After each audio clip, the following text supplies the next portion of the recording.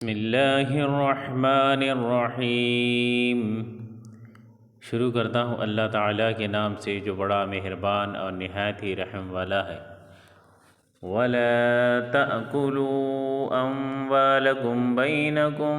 بِالْبَاطِلِ وَتُدْلُوا بِهَا إِلَى الْحُكَّامِ لِتَأْكُلُوا فريقا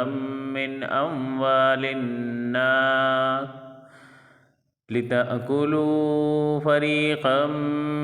أموال الناس بالإثم وأنتم تعلمون، اور ایک دوسرے کا مال ناحق نہ کھایا کرو،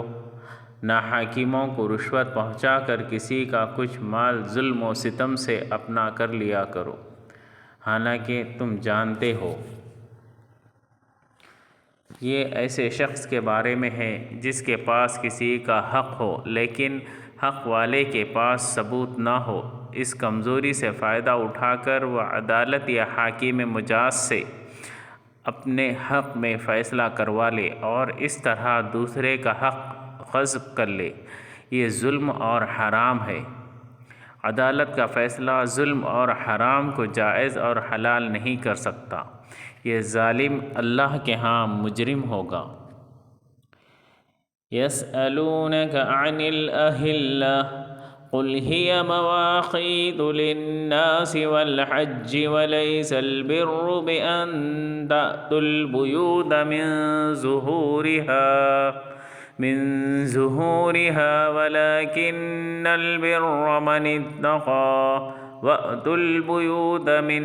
أَبْوَابِهَا وَاتَّقُوا اللَّهَ لَعَلَّكُمْ تُفْلِحُونَ۔ لوگ آپ سے چاند کے بارے میں سوال کرتے ہیں، آپ کہہ دیجئے کہ یہ لوگوں کی عبادت کے وقتوں اور حج کے موسم کے لیے ہے، احرام کی حالت میں اور گھروں کے پیچھے سے تمہارا آنا کچھ نیکی نہیں، بلکہ نیکی والا وہ ہے جو متقی ہو، اور گھروں میں تو دروازوں میں سے آیا کرو اور اللہ سے ڈرتے رہو تاکہ تم کامیاب ہو جاؤ۔ بعض اہل عرب کا یہ معمول تھا کہ اگر حج کا احرام باندھنے کے بعد انہیں کسی ضرورت سے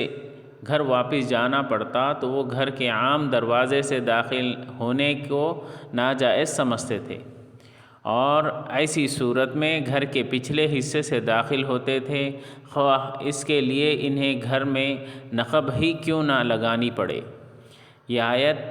اس فضول رسم کو بے بنیاد قرار دے رہی ہے۔ انصار جاہلیت میں جب حج یا عمرے کا احرام باندھ لیتے اور پھر کسی خاص ضرورت کے لیے گھر آنے کی ضرورت پڑ جاتی تو دروازے سے آنے کے بجائے پیچھے سے دیوار پھلانگ کر اندر آتے، اسے وہ نیکی سمجھتے۔ اللہ تعالیٰ نے فرمایا یہ نیکی نہیں ہے۔ وَقَاتِلُوا فِي سَبِيلِ اللَّهِ الَّذِينَ يُقَاتِلُونَكُمْ وَلَا تَعْتَدُوا إِنَّ اللَّهَ لَا يُحِبُّ الْمُعْتَدِينَ۔ لڑو اللہ کی راہ میں ان سے جو تم سے لڑتے ہیں، اور زیادتی نہ کرو، اللہ تعالیٰ زیادتی کرنے والوں کو پسند نہیں فرماتا۔ یہ آیات اس وقت نازل ہوئی تھی جب مکہ کے مشرکین نے حضرت صلی اللہ علیہ وسلم اور آپ کے صحابہ کو صلح حدیبیہ کے موقع پر عمرہ ادا کرنے سے روک دیا تھا،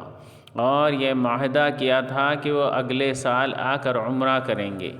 جب اگلے سال عمرے کا ارادہ کیا تو کچھ صحابہ کو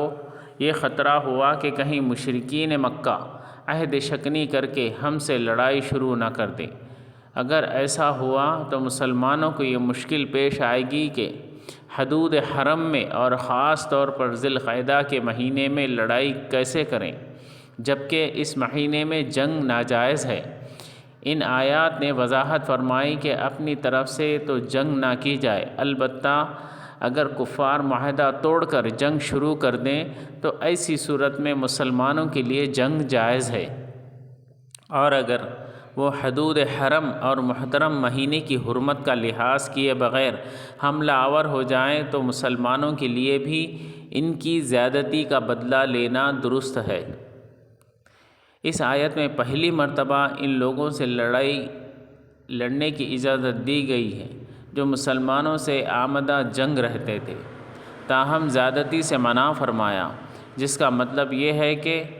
مسلح نہ کرو، یعنی مقتولوں کے اعضاء، ناک، کان وغیرہ نہ کاٹو، عورتوں، بچوں اور بوڑھوں کو قتل نہ کرو جن کا جنگ میں حصہ نہ ہو۔ اسی طرح